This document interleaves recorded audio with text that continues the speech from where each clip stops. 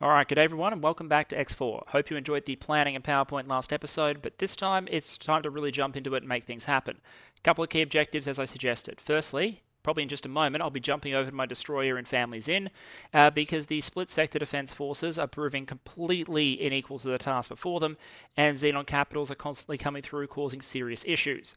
We're going to intervene in order to build up reputation and most importantly, to hold the stability of that part of the network together. The economic objective of this episode is I want to get shipbuilding online. I want a small, medium fabrication bay.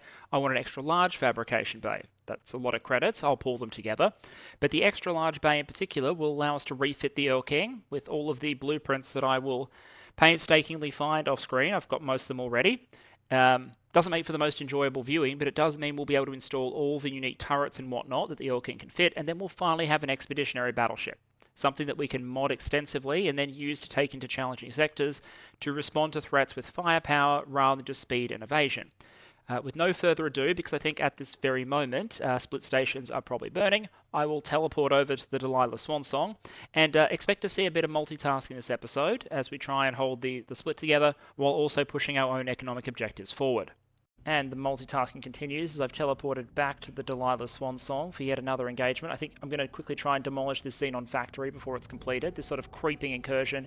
And the problem I'm rapidly discovering, which is another reason why the Erlking is so important, is that only having a single capable capital ship to respond is ending up being very overtasked. I have to be in Family Crit, I have to be in Family Jin, I have to jump down to Hatikva's Choice to deal with incursions there, and occasionally at one point so far, I've had to jump over to this side of Split, Free Family's space, in order to prevent a major Xenon incursion that was rolling out of Matrix 451.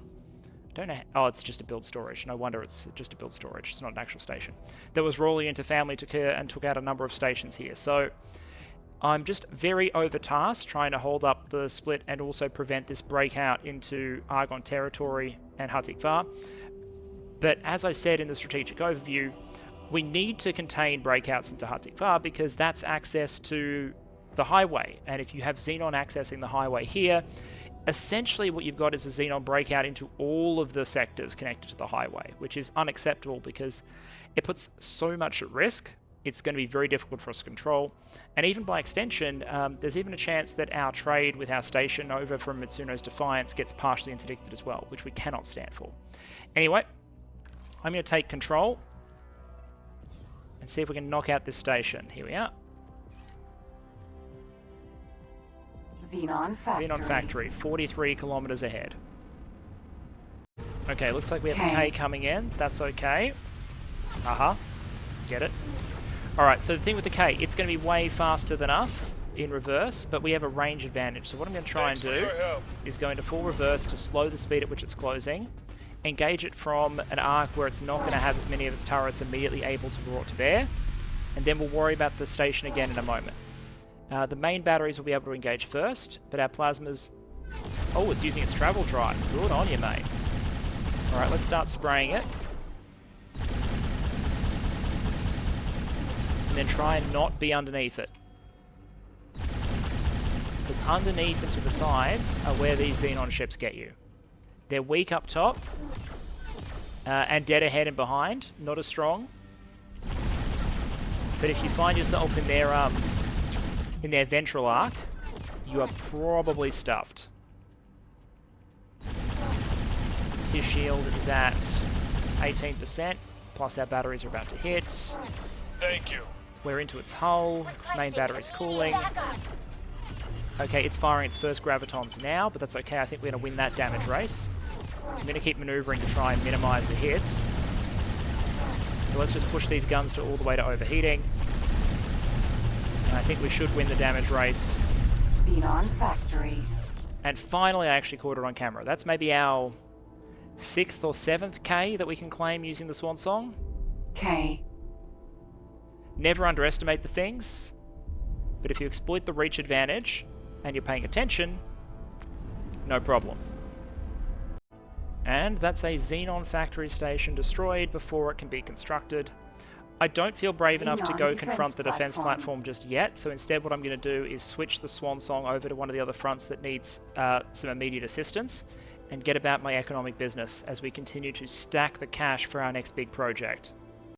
just because I want to be able to get our first major economic milestone in the Terran Protectorate done this episode. Let's grab the blueprints, modules, build modules.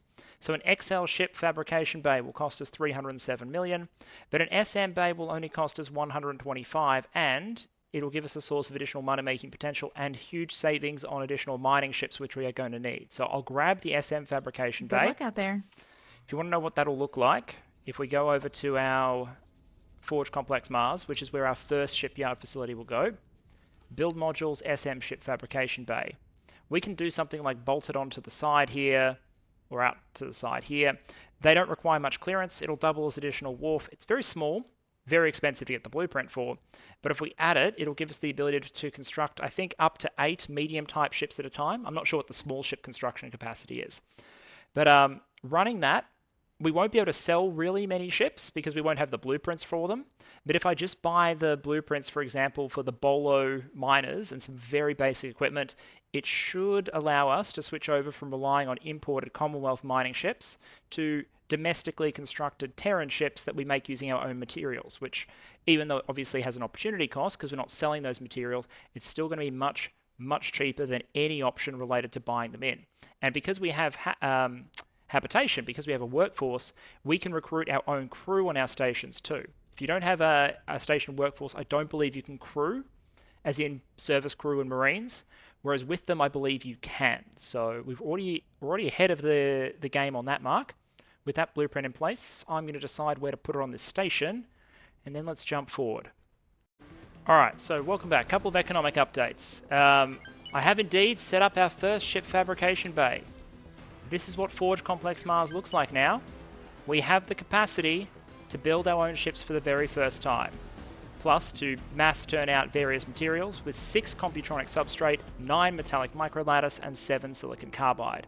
This station is an absolute monster, which is turning out millions and millions and millions of credits worth of material per hour. It would be much more if we weren't diverting a lot of that material to our own construction and build efforts. Basically what's happening is this station has been fueling its own construction. Basically getting a ship nearby to transfer resources from its normal storage into its build storage in order to save on construction. I think I showed the other stations before. Mitsuno's Defiance High-Tech Factory is doing great work, slowly expanding that one out too. But for the moment, it's just building up a supply of hull parts and Claytronics. And we're expanding up in boron space too. We haven't got our salvage station up, but it will not be long. However, I have just been caught out off guard, which is why I've hit the recording key again. The Delilah's Swan Song is here in Family Jin, but I've encountered a problem that it can't really deal with without some assistance. There is a Xenon I. That thing in Sector. It is tearing up split stations, and so what I'm in is a Alliance of the Word Node and Fighter with 2 of those burst rays to see if I can rip off some of its components and then maybe bring in the Swan Song to engage. Let's see how we go. What we're going to do is rip these impulse turrets off the back. Turret. Because this is the anti-fighter armament.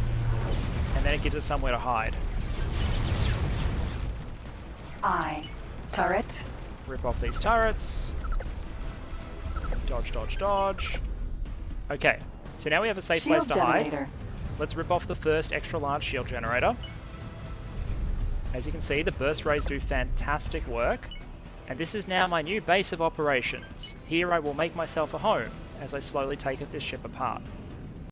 Alright, so now we need to be careful and expose ourselves only the bare minimum as we take apart targets of interest. The main points here are these graviton turrets, as you can see.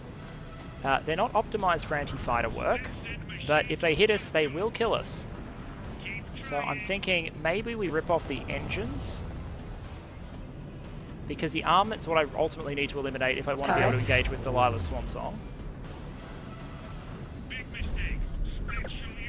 But engines might be a good option. Just exploiting gaps in firing arcs. The good thing is the split station was able to eliminate most of the fighters, which is what's making this viable. An eye without a fighter escort I can deal with. An eye with a fighter escort I'm not equipped for. I'd need a carrier, some fighters, things like that in order to deal with those. Requesting immediate Because backup. my destroyer can deal with fighters. At least a moderate amount of fighters. As long as they are, as I said, moderate in quantity. I'm going to keep skulking around the holes, steadily picking off turrets, I think. Shield generator. And shield generators, of course. Ooh, another extra large generator. Again, anything that makes the job of my destroyer easier. Alright, so we're now playing a little game of pop-up, where, as I said, we pop up, take some shots at a turret until it starts to address us, and we switch sides, re-engage the turrets on the other side, Turret. get a kill. Whenever fighters engage us, we just hide closer to the hull where they can't hit us. Over there you can see the laser towers I set up by the gate doing their bit to try and keep fighters from reinforcing, because if they do, this tactic doesn't work anymore. Alright, let's keep picking this thing apart. Alright, we've got far more Xenon fighters starting to arrive, as you can see, which is making life harder. So I'm not going to be able to completely defang this thing, far from it, and it's hard to evade all the turrets to begin with. What I'm going to try and do is rip the last of the extra large shield generators off the underside of this thing. If I can locate it. Because that should then make it possible for us to consider engaging this with the destroyer. Shield generator. There it is. That's the target. If we can get that, we're in a much better position. And preferably some graviton turrets, but I know that's not guaranteed. Because as you can see, there's a few of them. Whoa, this is dicey. Alright, we're making one last run in. We're surrounded by Xenon fighters. Let's get the bloody generator. We are going to get hit if we are not careful. I have no shield left for boost. Burst rays on target. Shield Got generator. it.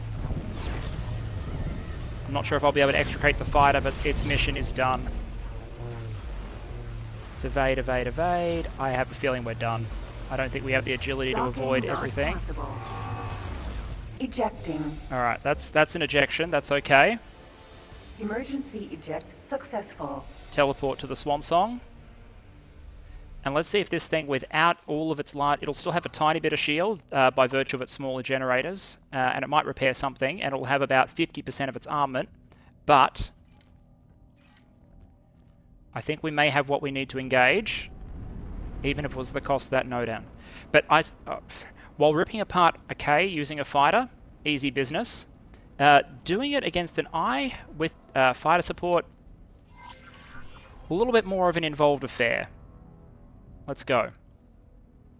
Alright, so we're going to use travel mode to close in to a distance of about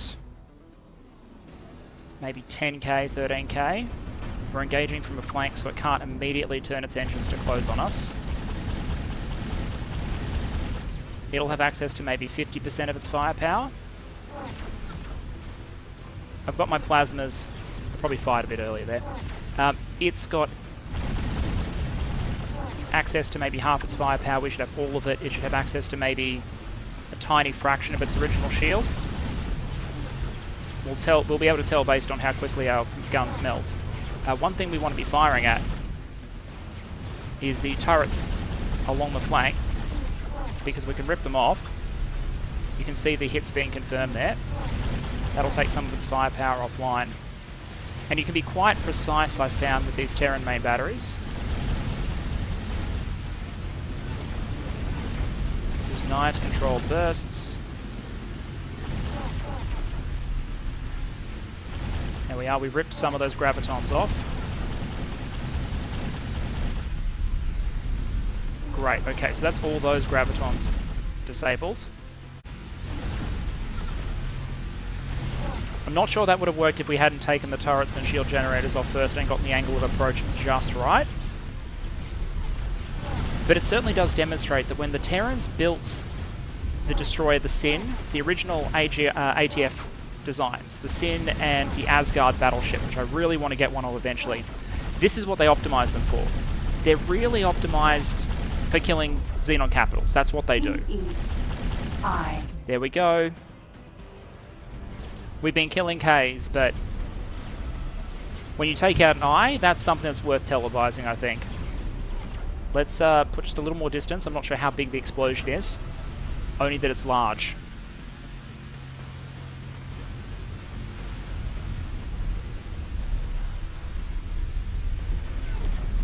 Rip Xenon I.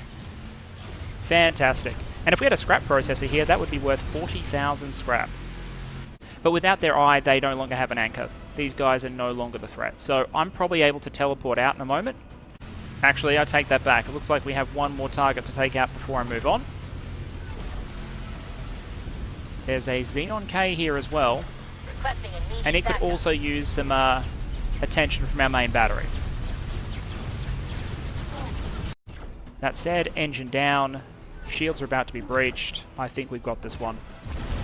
Requesting immediate backup. I hope the Split appreciate the fact that this is their most vital sector. This is absolutely the most vital sector for them to hold. And right now, the only reason that its infrastructure isn't completely destroyed, it's only partially destroyed, is because there's some crazy Terran representing a private company flying around in a decommissioned anti-Xenon destroyer, absolutely wrecking face. And I'm kind of here for it. I love the sight of exploding Xenon ships. So while we leave our destroyer and a few other assets to continue their defensive effort, what we've got, I've teleported back into Terran space to show off two things. This is a couple of hours have now passed at this point. The first is our growing collection of captured Xenon ships. If you do enough damage to certain Xenon ships, not all, the Xenon PE is a good example. I will go down there and inspect them in person. Let's teleport to a B, for example. Go to ship. Oh, wait, no, I'll have to go to the B. Fantastic. Oh, that's in storage, so we'll go to that ship. Thank you. B. A lot of Xenon vessels, even though they are modern Xenon designs may not feature life support, originally the terraformer vessels were designed to be operable by humans. So, and the AI isn't perfect, right? So some iterative and vestigial features remain, including, after all these years, in some branches of Xenon, cockpit and life support systems, simply because the original code said you must have a cockpit and life support system, and the machine's iterative process hasn't eliminated them yet. So if you do enough damage, you can destroy the processing core, you can destroy the actual Xenon intelligence and just leave the husk of a vessel. I've been slowly accumulating these as I defend split sectors, and to an extent Argon sectors as well, and steadily accumulating them on this equipment dock in Terran space, just because I figured the Terrans would be interested in them, and it's also probably a bad look to be flying them around a bunch. So I figured, just in character, bring the captured hardware in, and the Terrans can do what they want with them later on. I haven't disposed them or anything, but this is what the inside of a Xenon ship looks like, an old school design that still had its cockpit. Fully digital cockpit. I've installed a pilot. This is a Xenon B. It's a corvette, basically, adapted construction vessel with like cutting lasers as short-range weapons. And the rest are PEs, which you'd be very familiar with by now. Those are the mediums that we encounter all the bloody time. The other reason I've come back here is to show off a very important milestone. All right, we are back at the representative's office. Okay, so we are back at the representative's office because I think we have hit a milestone. If you have a look at my funding right now, I have 265 million credits, but that is not all. You see, Forge Complex Mars, if you look at the logical overview, has a massive 127 million in the station account. Your station managers will set an amount of credits they think they should have on hand, and they'll distribute the rest to you. This amount goes up in order to cover all of the potential inputs the station might hypothetically buy. So our station thinks it needs approximately all of this, all of the ore, all of the hydrogen, all of the energy cells, and it isn't taking account of the fact that there are almost 60 mining vessels bringing this stuff in for free. Like just in the next 4 minutes, there are 1, 2, 3, 4, 5, 6, 7, 8, 9, 10, 11, 12 deliveries planned just of one sort of material. So they're not accounting for that, and they're holding on to way too much cash. What I can do is I can drag the station account down to, say, 30 million, which will return the cash to me instantly, and I now have 361 million credits. Thank you very much. Let's go talk to the faction representative. I would like to buy a blueprint, modules, build modules, Terran extra large ship fabrication bay.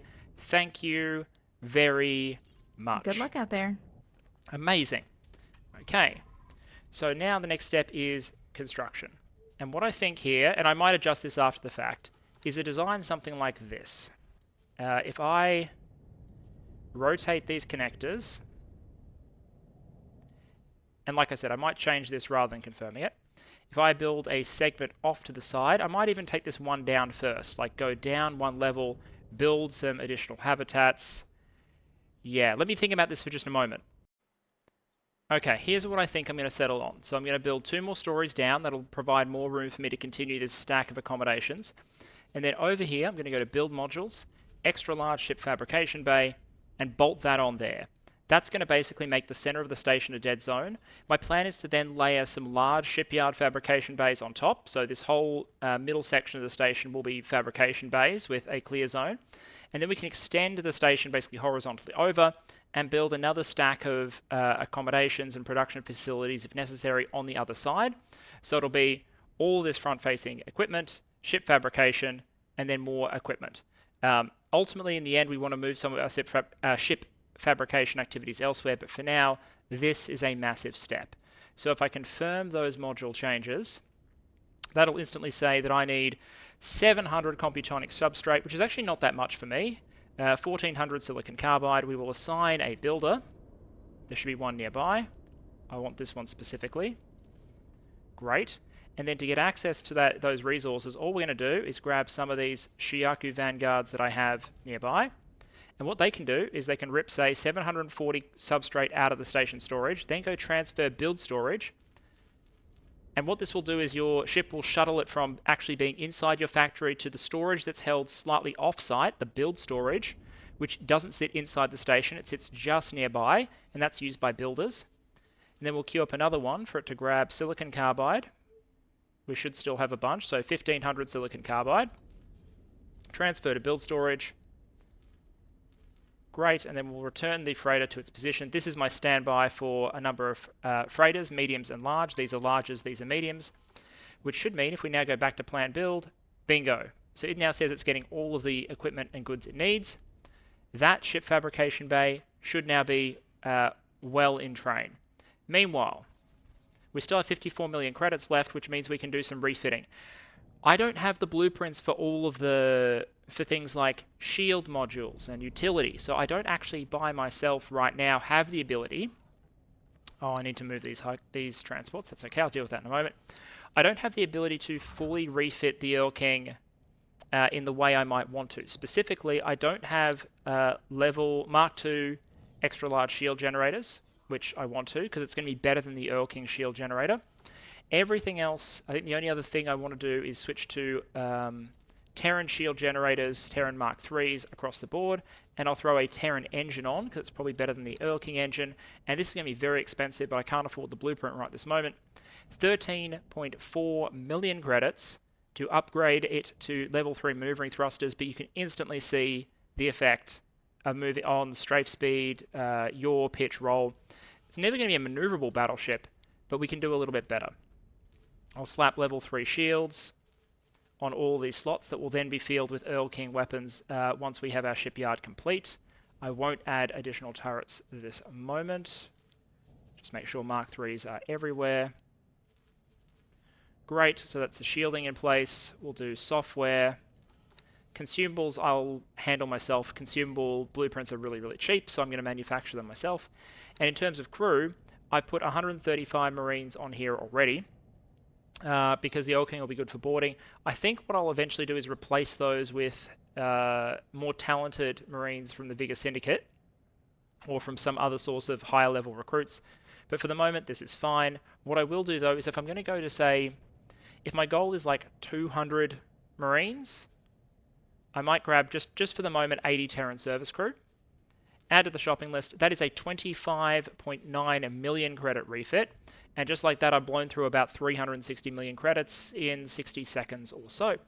But you know what? That's the price you pay. The rest I'm going to reserve and build up a bit more for any blueprints that I need for the Erlking that can't be provided for by just the Erlking unique blueprints themselves that we unlocked in Avarice. But I'll be back with that in a moment. The Erlking will refit. We'll fly it over to our station. We will refit it again. And then we'll deal with the question of ship modification. Another construction project I'm running in parallel, by the way, is the beginning of that station down in Sagara's Pioneer territory that I flagged in planning. The goal here is a mixture of profit-making, Do economics. not wave at the station's security cameras. I should remember to teleport onto like a ship when I talk. Undetected crime. This is becoming a little bit of a meme. Where's a ship in the middle of nowhere I can teleport to? You know what? Congratulations. We are now on a mining ship in the Reach. How about that? That'll do. Wonderful. So, Entering system. The Reach. I'm going to leave that in there and not edit it out because it's funny. Okay, so the idea here is we want a station that is going to make us a lot of money, contribute to our overall economic plan, but we don't want, from a role-playing perspective, we want the to get positive reputation in Pioneer territory. We want to provide a lot of jobs and opportunity, but what we don't want is for them to become militarily independent. So if we were to produce all 3 resources and build a shipyard, the way we did up here, unless we stopped selling those resources, they'd find their way into the Pioneer wharf and shipyard. There'd be no way to turn off the tap. Those resources wouldn't be coming from Terran territory. You imagine there might be some implications there. So instead what I'm doing is building one good. Well, one good to start with. Metallic microlattice. Silicon carbide and computronic substrate build most things, but there's a massive demand out there for metallic microlattice, which is used for mostly consumables. So you can't run an economy on microlattice alone, but you also need an awful lot of it. So I'm going to build a large microlattice production facility down here. I'm going to steadily over time take, here we are, production modules, and produce, basically set myself up with racks like this running parallel. It's 2 stacks, and then I'll probably broaden this out to 3 wide, and I'm eventually going to have like 20 microlattice production facilities down here. Discard changes, because I can sell into a variety of locations, including I can sell substrate and whatnot into the space lab over here. Microlattice and whatnot, there's a big demand up here in Terran space. I think the orbital supply base over here has a current demand for 383,000 metallic microlattice, and an awful lot of medical supplies, protein paste, etc. So the goods on the production schedule down here that will be fed off these mineral fields will be microlattice, medical supplies, Terran MREs, so food, medical supplies, but there's also an interesting option to maybe go into stimulant production. Stimulants are exactly what they say on the tin. If we go to the encyclopedia, where's we want stimulants. Here we are. Da-da-da.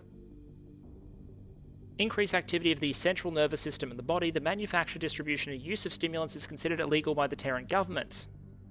However, there are persistent rumors they are consistently used for specific military purposes.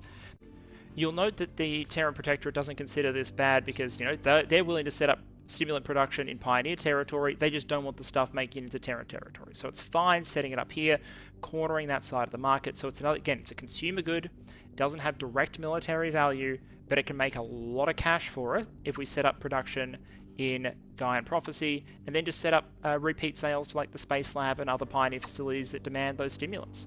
So I think there's a lot of potential down here for this station to become really, really, really profitable, even if it doesn't necessarily contribute to our military industrial complex side of things.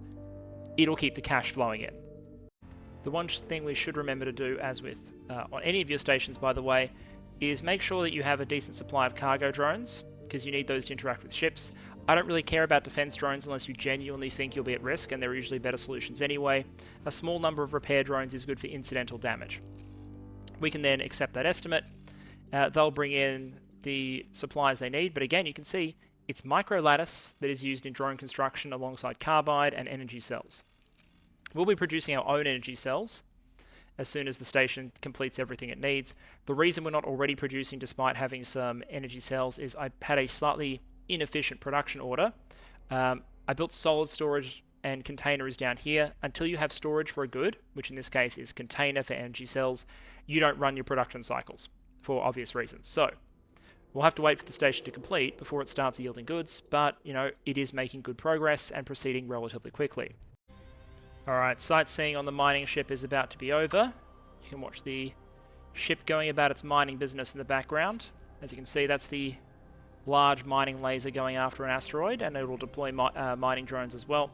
But I think our time sitting out here waiting for this to be done is about to be over. 8 seconds to completion. 6, 5, 4, 3, and we should be good to go. So let's go to the Erlking. Right click, upgrade, repair at, and thus we can take things to another level. We've done these upgrades, that's great. But what we can do is first put on a big gun, the Erlking main battery. This is our primary forward firing weapon, not particularly high DPS, but good reach, good output. Then the turrets. This is where the Erlking really comes into its own. We'll add Erlking unique turrets, which are high damage output, high projectile velocity, long range ballistic turrets. We'll replace the pulse turrets with the much superior Erlking turrets. Done, and you can instantly see the average turret output is now 2,140 megawatts. Not bad, not bad. The software and everything we are happy with already. I'm happy with 10 repair drones. This is a pretty good setup. I might just add 2 more. I might remove the defense drones and add more repair drones. That's probably my preference. This looks fine. I don't see any reason, like, I might get rid of some mines in order to make room for some more laser towers. Oh wait, no, we got maximum already. That's fine. Actually, I might not have the blueprints for those. That's okay. I might grab those, but let's get the actual main upgrade process started. I think that's all we need right this second in terms of immediate upgrades. That'll massively increase its firepower and mean we actually have a, you know, functional battleship. I just want to check the Terran engine versus the Erlking engine. Yeah, okay, so the Erlking engine would give us much higher maximum speeds. Like, much higher maximum speeds. In exchange, I imagine, for a much longer travel speed spool up. But it's hard to argue with 355 meter per second speeds on a battleship. And we're going to mod that to take that higher. So we'll put the Erlking engines on. That's a 7-minute, 58-second upgrade. And it won't cost us a thing. Well, it will. It'll cost us all of the goods in our facility, but that is okay. So we'll set that to upgrade. And then once it's upgraded, we'll dock it again. And we'll get into the business of ship modification. So changing the paint job. And most importantly, applying a bunch of upgrades to it to just make it better at things. In order to do upgrades, I don't think we've talked about ship upgrades much before. In order to make the most of a ship, you can add unique upgrades to it. These require both some generic upgrade materials and some specific nanoweave materials that you can get from things like destroyed Xenon, specific missions, certain pirate ships. There are lots of ways to get those resources, and you pick them up over time and you use them for upgrades. One place that we can get them is unique vessels that come with them already loaded. So, the Gumption's Gambit, which is the ship we got from the Yaki quest line that is piloted by Mr. Shinneman. What we can do is go and rip those modifications, or at least the nano weaves for those modifications, off the Gumption's Gambit. Entering system. Windfall. And then reapply them to our new battleship, the Erlking. To do that, go to the ship dealership of any station the ship you want to demodify or modify is docked at. Run over to the workbench, and then we'll find the Gumption's Gambit. There we are. And we want to dismantle. So at the moment it's got this nanotube mod, which is reducing the ship's mass and drag. What you'll notice is as soon as I dismantle this, I'll get it back, but the ship's performance will decrease. There you are. What else is modified? There we are.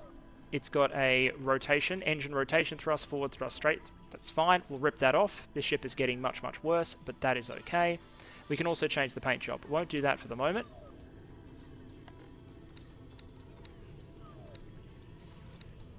And do any of these weapons have modifications installed? I think we are now good. So we'll close that menu. I'll just quickly confirm there's nothing else installed. There is a capacity mod on the shield generator. So we go to shields, dismantle the shield capacity, there you go. That's decreased that. And we now have those nano weaves that we can reinstall on the Erlking in just a minute. While the Erlking is being modified, I thought I'd quickly show one chain of missions, just in case it's of interest to people. In the Tides of Avarice sector, we have encountered what basically seems to be a criminal gang down on its luck. Barbarossa. They have asked us to dock at the Arcadian Endeavour, which is their Barbarossa transport, to help them out with some criminal activities.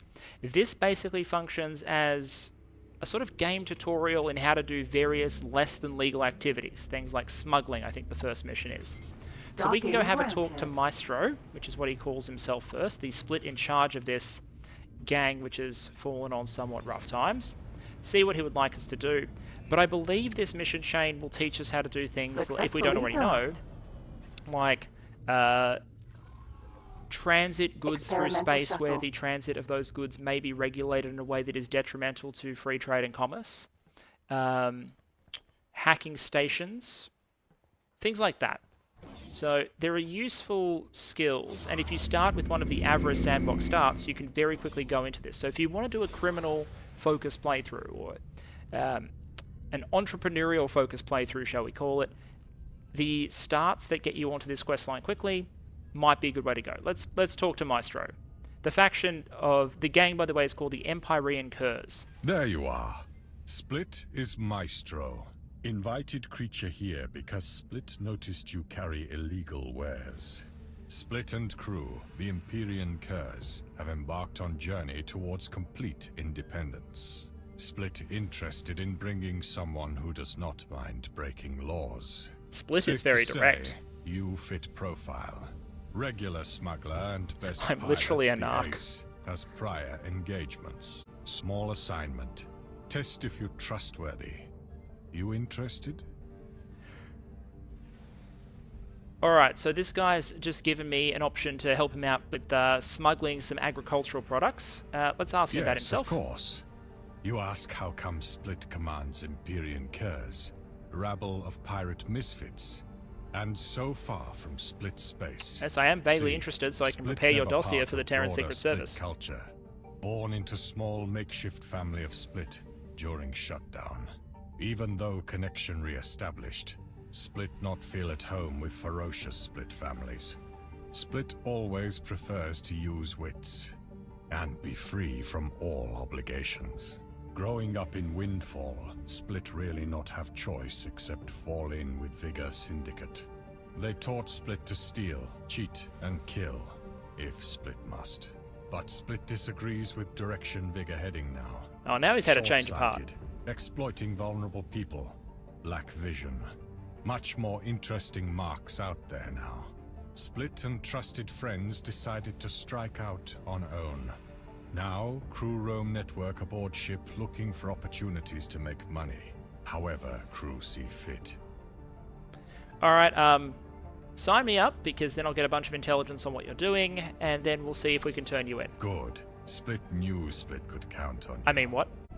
What this quest does, as well, is unlock so-called black market dealers. You can discover these at various stations across the network by scanning signal leaks or through certain missions, and what they create are individuals who you can go to on a station for two reasons. You can go to them individually to buy things like hacking modules and whatnot. You can also use a trade menu to interact with them to sell small volumes of restricted wares at massively inflated prices. So you can't do bulk volumes the way you can to certain pirate stations, for example, or free ports. But what you can do is set up production chains where you're transporting very small amounts, but at very, very high and attractive prices. Wait for that trade to finish. Buyer confirmed transaction and wired money. Well done. Okay, that mission is complete. But I need to jump quickly back to Family's Inn, because wouldn't you guess, there's yet another Branch 9 K-class destroyer that requires seeing to. Stick around. Split needs to come up with something. He's telling me I need a name, now that apparently I'm in his gang. Competent smuggler shall call you Chipmunk. Reason why Kerr's taking on new members is string of recent setbacks. Split lost crew and assets to Taladi Ministry of Finance. Need help getting back on our feet. Return to Arcadian Endeavour to get to know other members of crew. Maybe eventually. I mostly just wanted to flag that quest line in case anyone's interested in what basically functions as the tutorial for certain less than legal entrepreneurial activities within the bounds of a game. Alright, let's jump on this K. Alright, we're going to try and approach from behind this Xenon K. My travel drives should be engaging. Close in, that'll do. And then try and knock out its engines quickly. Otherwise it has enough acceleration to actually get away from us. So we're going to try and turn around and engage, I guess. Ripping even one engine off would be a massive advantage in that respect. Although I don't want my main batteries to overheat. Nor do I want to put myself in range of its guns. Alright, there we are. That's one of the engines taken out. That's a really, really good thing. All turrets are armed. Plasma should engage shortly. In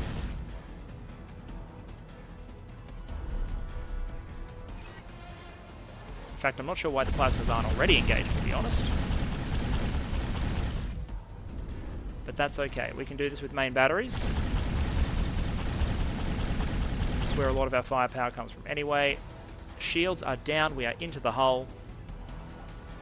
The split are actually vectoring and fighters for a change. And we're near a station and have a police license, so we should actually get a nice little payoff for this as well, both in terms of reputation and credits. Call it a sitting duck. Hull is down to 30%. Let the guns cool just a little bit. And the tide gets held back one more ship at a time. That should be enough. Beautiful. Scratch one more K. Okay, so we now have the Erlking docked. Let's talk modification. How does this work? It's easier to explain now that we can actually see it. Paint is very easy. You have a limited supply of rare paint mods and a infinite supply of basic paint mods. Let's get rid of the bloody pink and gold scheme that it comes with. Apply our default black. Instant improvement. 10 out of 10, ship now more effective in combat. Then, for each individual type of fitting, the chassis, the weapons, the turrets, the shields, the engines, each individual module, or collection of modules in the case of your engines, can receive a modification. To make a modification, you have a certain supply, so 6 here in the case of small mods, or 1 in the case of the purple mods, or 1 in the case of the blue mods. I have some more in storage, more materials in storage that I'll go get, that'll help us make this process better. You can then pick various mutually exclusive mod types. Say, for example, if I want to go to a turret and I want to modify my Erlking turret, I can install all of these sorts of mods that do different things at the cost of, let's go to the one I'm going to use, which is Slasher. The Slasher mod uses 1 basic weapon chamber, which is your core mod component, and then 3 high energy catalysts and 1 tuning software. When I install this, what it's going to do is increase the weapon damage for that Erlking turret by 33.8 to 50%, randomly rolled, and additional properties. So let's install it. And you'll see instantly it's increased the weapon damage by 36%, the decreased weapon cooling by 28%, and decreased the reload speed by 23%, jumping the average turret output to 2,154. If I then hit reassemble, it won't use another basic weapon chamber, but what it will do, I'll do this just to demonstrate, I won't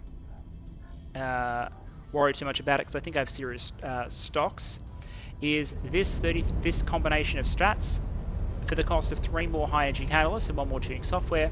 I re-roll that, and this time I got 39% weapon damage and negative 25% reload, so average turret output went down slightly, I believe, because of the reload curse. So I would reload if you get reassemble if it is a seriously important installation and you get a bad roll. In this case I probably would, because you can go positive reload on Slasher as well. Weapon cooling does not matter for turrets, which makes Slasher a fantastic match for turrets, especially since the Erlking does rely on its L and medium turrets to do a lot of its work. They've got good range, they've got good damage output, so I'm going to modify them and the chassis, the engines, and see how far we can push these statistics by burning through, you know, an entire game's worth of stockpiled mod components. And this is what we end up with, and you might notice those stats are looking just that little bit better. We've put a chassis mod on it to bring speed and acceleration up when coupled with the engine modification.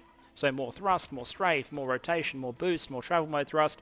We can now do 550 meters per second standard with a travel speed of 23,000. Not bad, plus much more maneuverable.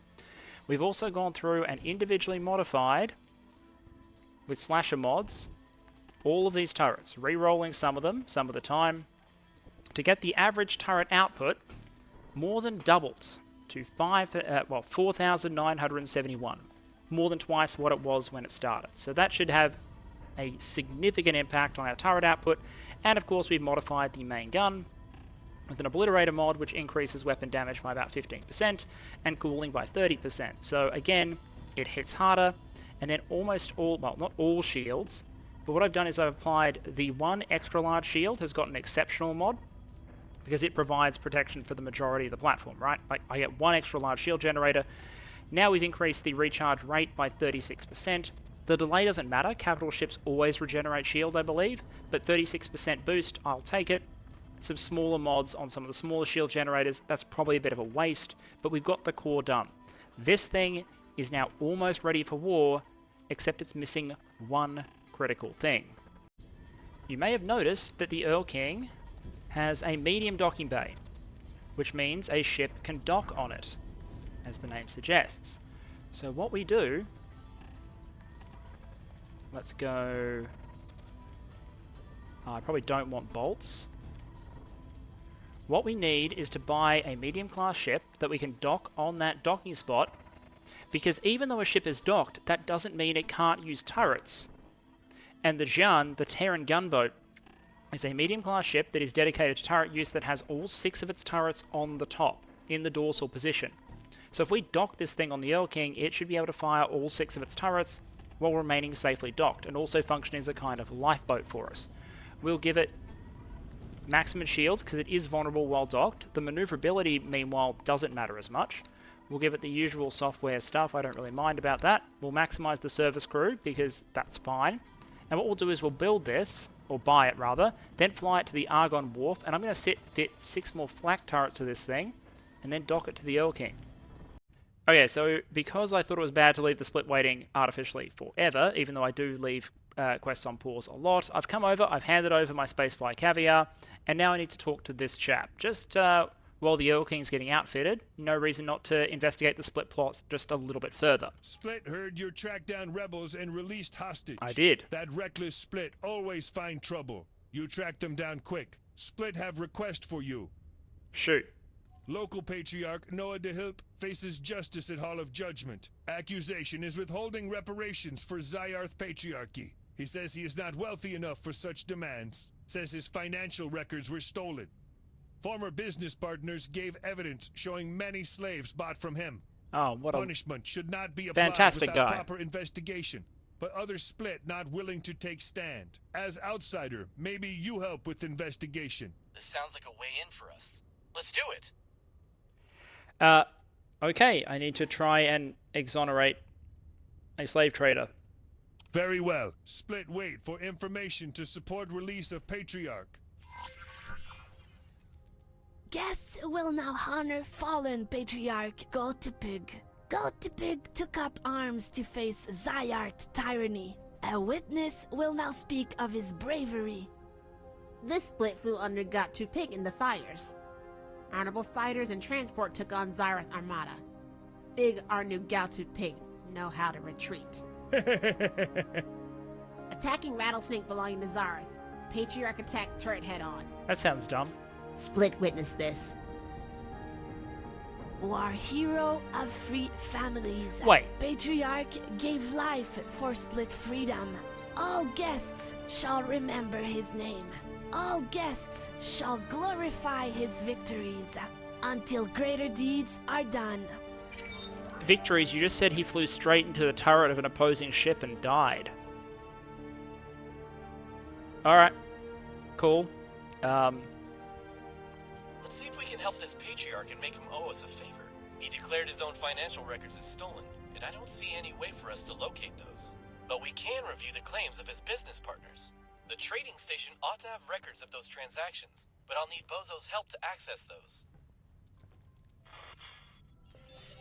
I have located a potential signal leak to double-check the former business partner's claims. Okay, so we have a thread that we can pull on here, and I will return to it in just a moment, but I have a capital ship that needs finishing just in the interim. The negotiations have not yet commenced. Please come, as I am eager to repay you for your troubles. Okay, so I've just got a brief window while all that construction and upgrade work is happening, so I thought I'd duck back to Avarice, because, you know, we need to continue the story there and increase our reputation, to chat to our new Talati mate. I managed to find him a new ship at the scrapyard, and he's told me to come along to a business deal he's trying to negotiate at one of these stations in one of the Avarice sectors. So let's go to the sales office.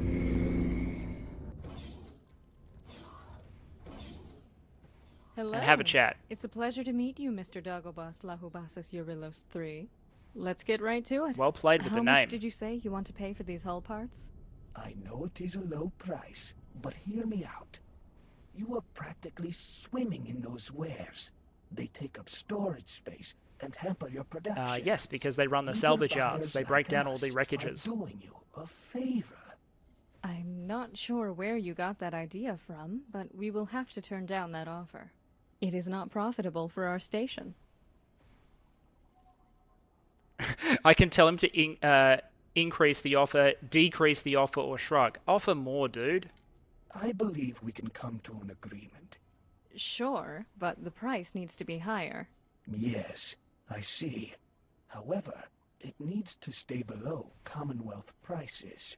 Yes. Yes, we can go quite low. That's how profitability works.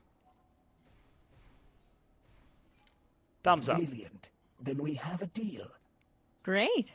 I will arrange everything. That was not the most challenging quest ever, but I think we've got the nice guy doing back on his business feet. with you, Mr. Dagobas Lahubasas Eurylos III.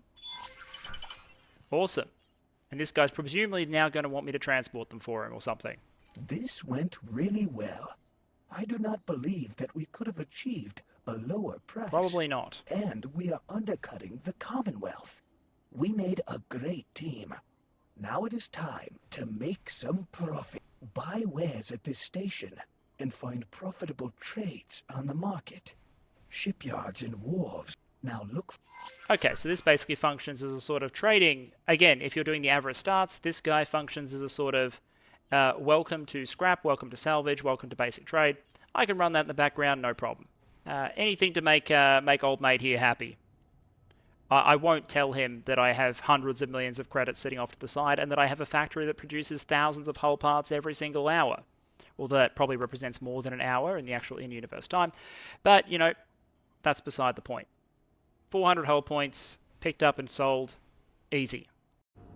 Alright, my new Talati mate's happy that those hull parts have been purchased and sold. That was easy enough. Let's grab the blueprints from the Riptide Rakers for the scrap facilities. G'day guys. These are obviously the ones that live under the thumb of the Vigor Syndicate, who actually do most of the economic activity and then get taken for all their worth. I'll receive a rank, thank you. Good luck out there. Great. Blueprints, modules, processing, scrap processor, scrap recycler, done. Good luck out there. Those are the secrets to the scrap economy, and I'll cover them in a moment once I've built the station, but I just wanted to grab the blueprints while I was here. Okay, so we've been doing capital ship combat. We've established ship production for the first time. We've pulled on some story threads. Some I've shown, some I'll talk about in a future episodes so that everything is a little more contiguous. But let's have a quick update on the grand big build that we teased last episode. And we'll work from the east of the network to the west. Mitsuno's Defiance, the factory now looks like this. Which is fantastic. The goal of this facility, remember, is to produce Claytronics and hull parts, which enable us to build other universal type stations, and also to build things like advanced electronics, which our HQ consumes in huge numbers and which are also useful across the network. At this point, we have 10 advanced electronics factories. We're building a 4th Claytronics plant. We have 4 hull parts, and then everything that goes into that and supporting the workforce. Fantastic. When we're not pulling off resources, the station makes millions per hour. We've extracted, there's 4 million an hour coming out of that in financials, but I'm also extracting a lot of resources to go to the HQ. Moving on. We have no changes down in the Galactic South. What we do have a change is in Heretics End, the neutral sector that we have now claimed for us. The great thing about being in a neutral sector is if you wanted to have a new plot, you can just make the maximum size. Something out here. Yes, mate. Don't mind. I don't really worried about it. You can create a 20 by 20 plot, and it costs you nothing. So of course we've slapped one in a strategic position right by this jump gate, which takes you into split territory, and positioned to control traffic from the other jump gates to the network east and the network west. This is eventually going to be a shipyard station, a full universal shipyard producing everything you need to produce anything that the main factions can come up with. But we've started relatively simple. It's outputting hull parts, it's outputting quantum tubes and smart chips.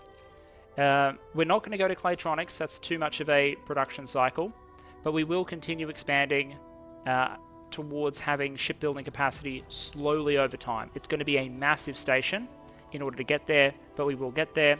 You can see ambitiously I've already set up defense platforms and 2 3-dock piers. That should give you an idea of the scale we're likely to go for. The Boron Station, the Boron Water Refinery, ain't really a water refinery anymore because it's running 10 hull parts for factories, and the Boron have been drawing all of that off in order to build all these new stations across Boron territory. But we've also been supplying, using repeat trades, the demand from Boron shipyards to make sure that they build what they need to build. As you can see, there is still demand for 102,000 hull parts from that Boron shipyard alone, not to mention the wharf, and they're buying them for 30% above average price. So the Boron economy starts in such a deep deficit that there is huge opportunity financially to continue outputting those resources, so that support station is going well. In Gaia, and the Cigaran station, as you can see, has bulked out just a little bit.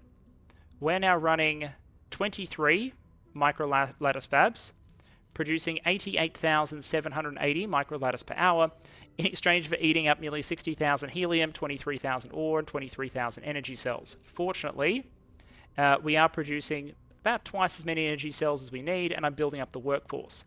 The other thing we've done, as well as food and medical supplies, which sell pretty well, I've got just don't as the trade rule here, so we don't buy them, we only sell them, is we're also producing, and as I said earlier, it's been very profitable going into the stimulants business. We have 4 stimulants plants added. Stimulants just consume helium, silicon, and energy cells. So 19,000 helium, 960 silicon, 3,840 energy cells is producing about 5,000 stimulants per hour. And each individual unit is selling for 328 credits at the moment. And everyone is coming and buying that. I'm not even having to do my own logistics. I can add more transports to do it. But this station is yielding well. This says 1 million credits. It's not, because I'm doing a lot of the transport using repeat orders, which doesn't aggregate the profit to the station. So it's not showing, and I can continue expanding that and making that more efficient. Forge Complex Mars, of course, continues to grow,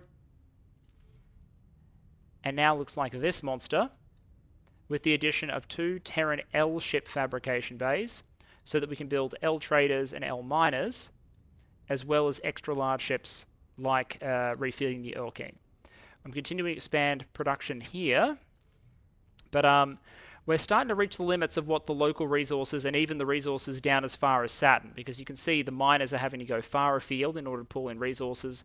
There are, I believe, at this point, 73 miners and 9 traders directly subordinated to Forge Complex Mars.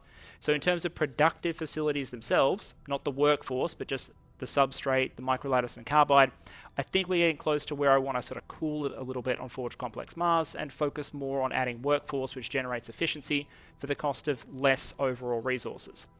And then finally, in terms of additions, welcome to the scrap processing facility in Getsufune. How does the scrap economy work? Because we got the reputation, I was able to buy the blueprints for it. How does the scrap economy work? Well, what happens is there are these scrap processors and scrap recyclers. These scrap processors have wrecked ships or whatever brought over and dropped into the processor to be turned into scrap metal. Scrap recyclers then convert scrap metal into claytronics and hull parts. They alternate. Each one is producing one or the other at any given time. So running a hull part cycle at the moment, then they might run a claytronic cycle. I'm not sure what determines it, but I know that each can be doing one or the other at any given time. Most of the energy cells for this, on repeat order, are coming in from our facility in Mercury. I have some domestic production just to take the edge off. But this is now another source of hull parts and claytronics, and what you might ask is providing the inputs. Well, the energy cells from Mercury, and the constant stream of xenon through this gate. What you then do is you attach to the station manticores. This is a manticore. What manticores do is they go out and they drag small and medium bits of wreckage to the station, deposit it, and have it processed into scrap metal. So these little tugs, if you like, are the ones that are feeding xenon into our processor so that we can turn xenon into productive resources. Basically, it's a xenon recycling station. For larger ships, we also have this larger ship here. And what it can be used to do is break down larger wrecks, think Ks and Is, into smaller pieces so that the tugs can pull them over to the station, which you can see on the distance. And this will eventually become our closed loop facility. The reason we have such a good constant string of xenon, by the way, is the Terran fleets are absolutely starting to show the influence of our economic injection. I think just in Getsufune, like this is a patrol squadron of 4, 5, so that's 5 destroyers in one squadron. Here's another squadron of two Osakas and a Sin. And over here, there's a station, patrols, more stations that have been built. I think at any given time there can be like 10 Terran capital ships just in this one sector. So they're definitely feeling the influence of all those resources going into their primary shipyards, and I'm liking the results that we're seeing. This has been your economic update with Perun, as the grand plan slowly starts to come together, at least economically. So as we stand on the deck of the Erlking as it gets ready to head out to a test deployment, I think that's probably a good place to cap the episode. We've managed to advance our construction goals in line with our plan from last episode. We've obtained the blueprints that we're going to need for a range of constructions, including the strap modules. What we're missing in terms of blueprints is the Asgard-class battleship, but that'll require us to save up hundreds of millions of additional credits. But at least for the moment, we have a fully armed and operational capital ship that we can now use for our personal operations. We've kicked off the storylines for the Avarice sector. We've pushed the Split storyline forward a little bit more as well, which gives us a bit more background of two of the, let's just say not the nicest factions out there, the Vigor Syndicate and the Xayarth Patriarchy and the Split power structure as a whole. But all in all, our plan is coming along, lessons have been learned, and we have an asset to start deploying extensively next episode. I very much hope you're enjoying and look forward to us putting this thing to test in the near future. I'll see you again soon.